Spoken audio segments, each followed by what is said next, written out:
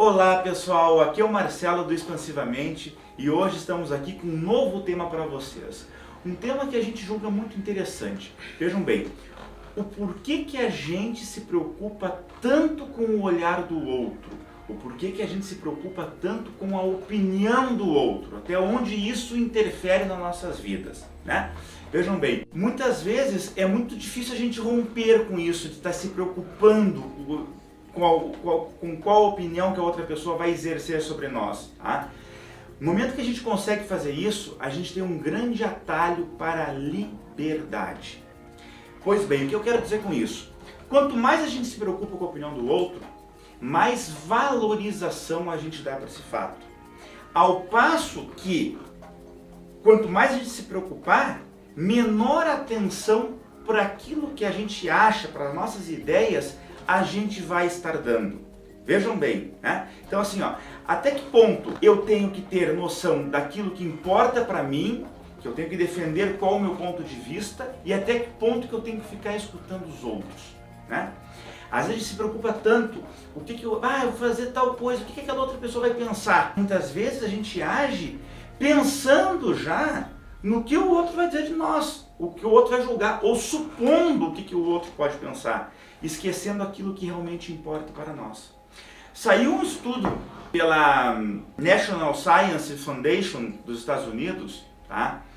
Que fala o quê? Que o ser humano tem em média 50 mil pensamentos dia. 50 mil pensamentos dia, veja bem, tá? Isso quer dizer assim, se uma pessoa pensar em você 10 vezes no dia, isso corresponde a 0,02% dos pensamentos daquela pessoa.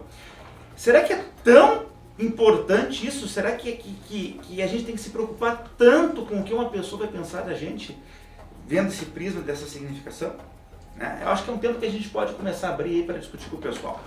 Eu penso que tem vários viés que nós podemos entender essa questão da preocupação com o olhar do outro.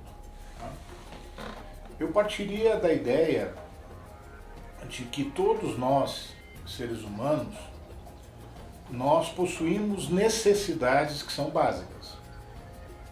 Por exemplo, todos nós precisamos nos sentir amados. Essa é uma necessidade básica. Todos nós precisamos nos sentir reconhecidos. Muitas vezes nós saímos em busca da aprovação do olhar do outro.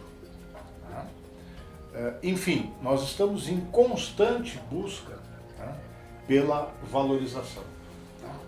E por que a gente está nessa busca permanente e constante? Justamente porque essas necessidades que eu citei a vocês e outras tantas são necessidades constitutivas. O que significa isso? Necessidades que fazem parte da constituição do ser humano. São as necessidades que nos dão estruturação, fazem parte da condição humana. Então, quando a gente está falando dessa preocupação com o olhar do outro, esse olhar também é uma necessidade que nós temos. Nós precisamos ser vistos. Nós precisamos do olhar do outro, como nós precisamos do amor do outro, como nós precisamos do sorriso do outro.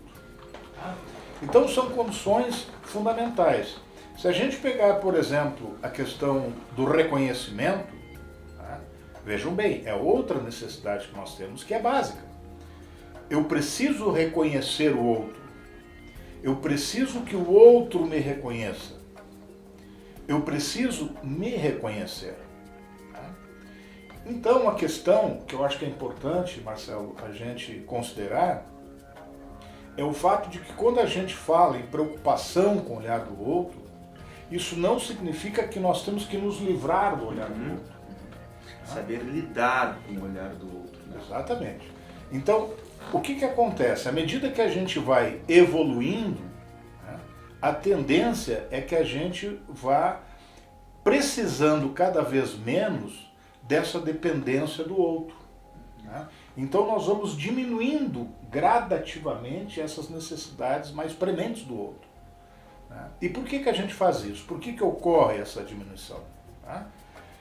Porque nós vamos adquirindo uma certa autonomia de funcionamento, né? Nós vamos adquirindo confiança, né? Nós vamos adquirindo segurança que nos encaminha para um processo posterior, na escala do desenvolvimento, de independização. Né? Então, a escala natural, a ordem natural da vida é essa. Né? Num primeiro momento, nós vamos depender substancialmente, absolutamente, dos cuidados de alguém, da atenção de alguém, do amor de alguém. Né? Isso mais ou menos até o nosso 4º mês de vida. Depois nós passamos por uma etapa superior, que é uma dependência também, mas não mais absoluta, né? E sim relativa. Por que relativa? Porque algumas coisas a gente já consegue fazer a partir desse 4º mês, que nós não fazíamos antes, que dependíamos do outro. E um terceiro momento, né, seria a nossa fase de independização. Mas uma independização também relativa. Por que independização relativa? Porque a condição do ser humano é essa. Nós nascemos dependentes do outro e, de certa forma, nós vamos morrer dependendo do outro. Né? Mas aí entra a questão de como se dá essa dependência, em que fase do desenvolvimento isso ocorre, para que a gente possa avaliar até que ponto isso é normal e a partir de que ponto isso se torna um processo patológico. Então, o que ocorre? Né? À medida que a gente vai evoluindo, nós vamos, né, nos soltando, né? Nós vamos nos desprendendo, nós vamos deixando de lado aquelas necessidades básicas mais prementes.